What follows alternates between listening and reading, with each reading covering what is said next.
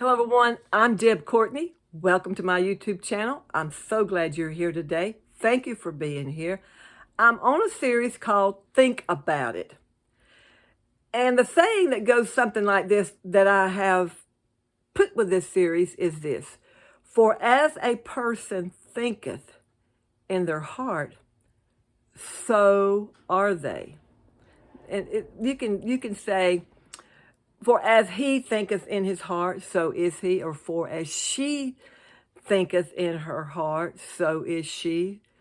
So I have written down some thoughts that has helped me, and I wanted to parlay them to you in this Think About series because there's some things we need to think about. And this video has to do with, I'm going to read it here because I have notes and I don't want to forget anything. Don't want to leave anything out. Is 5 strategies to maintain your focus and keep your passion. So let's dive right in. The number one thing is this: what you have been created for is permanent and cannot be altered by those who do not understand you. No, it cannot. You have been created for something. And that's this. You may already know that it's contingent on your age, where you're at in your journey in your life. You've been created for something, for someone, or for a group of people. I know that I have been created to give encouragement to people. Men, of course, absolutely, but mine is mostly toward young girls, women. And so that's what I have been created to do, and it cannot be altered. You know what? I may have put it on the back burner a lot of time, a lot of years, and didn't do anything with it. But really, when it come down to it, I would always encourage someone to be the best that they could be, to live up to the standards that they were created to live, to get their thinking up, to not have what we call stinking thinking, to get your thinking up, to live above and beyond anything that wants to tear you down. Don't listen to that. And so that's kind of how I live my life. And there's a lot of noise, a lot of voices talking to us at any given time, and we have to understand how to keep our focus and how to keep our passion about us and what that looks like. So here is this number one strategy. I'll repeat it. What you have been created for is permanent. Nobody can take it away from you. It doesn't matter how much anybody wants to do that. You probably can't even run from it. You may for a while. You may for however. But it always is in the back of your mind, or it'll surface at some point in time. Then you push it back. I've been there, done that. What I'm telling you, I've experienced myself. So it cannot be altered by those who do not understand you. Anybody that does not understand you or what you were created to do or your passion, they cannot help you. Once you explain that to them, then there may be a possibility that they can help you. But until they understand what your focus is and what your passion is, nobody will. Number 2, okay, here we go. Spend more time listening to that inner voice as it directs you towards what you are created to do and be in your life passion on this earth. Private victories can birth public victories. Private victories lead to public honor. A lot of times, what we do in private, a lot of people don't see at that time. But sometimes there'll come a time that what you have done in private, as you stay consistent, because we all know that when we are consistent, that's where the power's at. When we listen to that inner voice that directs us towards what we're created to do and be, and we do it,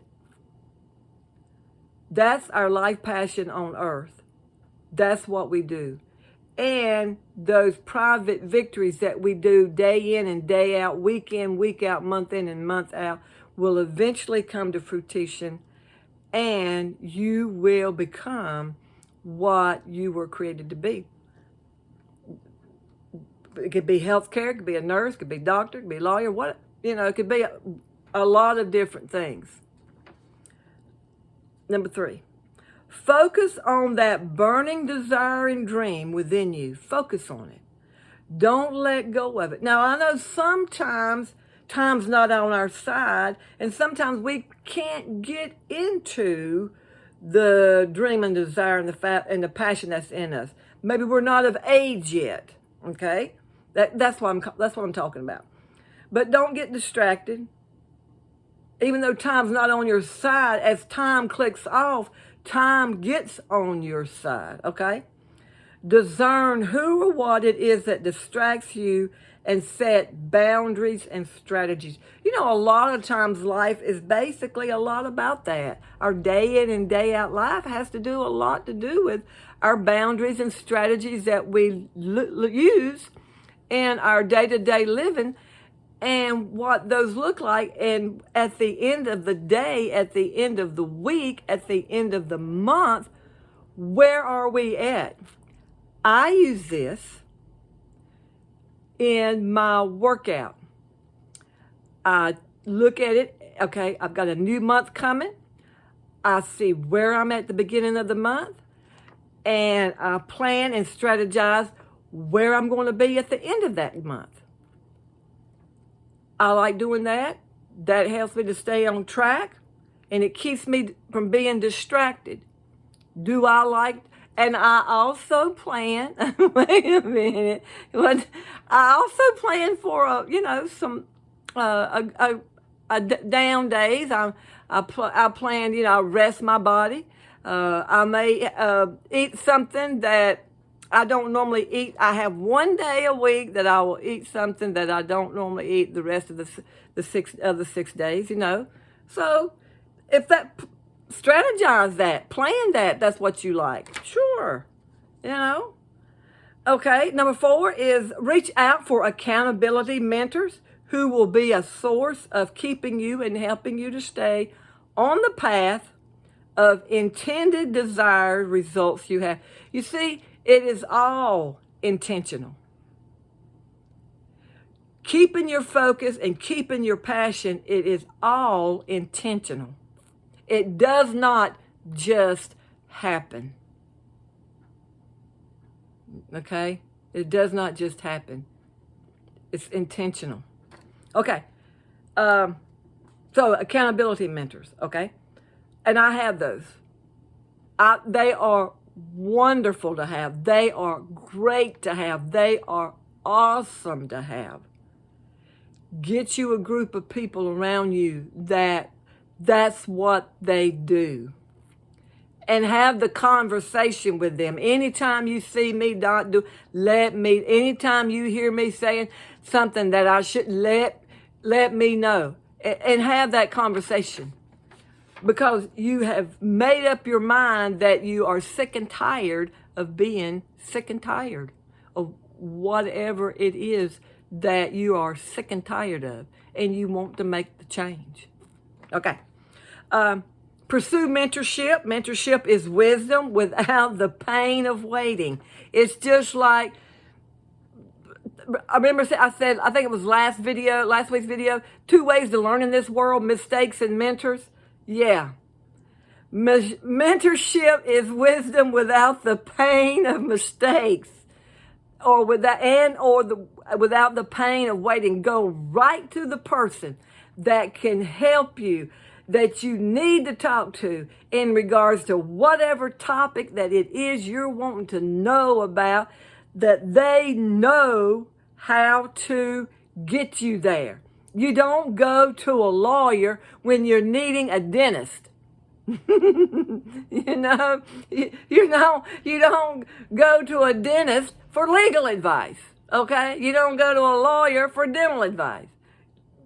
You go to the person that you need to go to that can tell you and mentor you in whatever it is you're needing that. Mentorship is learning from the pain from another that another person has experienced.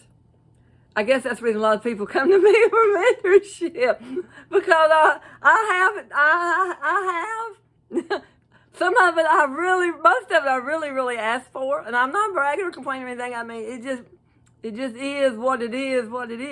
But some of it I didn't.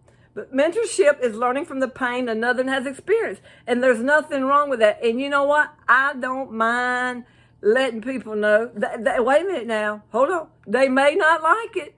That might not be what they want to hear. But like I said, it is what it is. Mentorship is the transfer of knowledge without the price of loss. Who don't like that? I mean, really? Okay. There's a saying that goes something like this.